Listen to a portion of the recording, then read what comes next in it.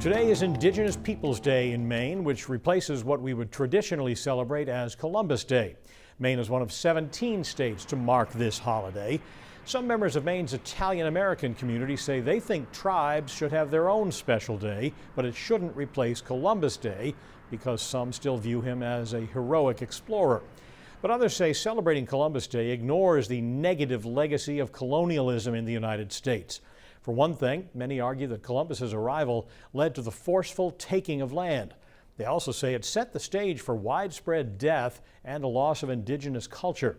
And research has shown that many schools do not accurately represent indigenous people when they teach history. A case in point, a new study released today by the Maine ACLU and tribal organizations finds that Maine schools are failing to properly teach students about the Wabanaki people. The Wabanaki are Native American peoples from 4 tribes who live in Maine. All K through 12 schools in the state are required by law to include lessons on the Wabanaki in their curriculums. That law has been on the books for more than 20 years.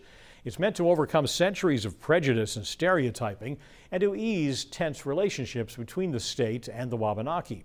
But the report claims that law is not being properly enforced and what is being taught isn't consistent or appropriate. It also says educators aren't getting the training they need to teach Wabanaki culture.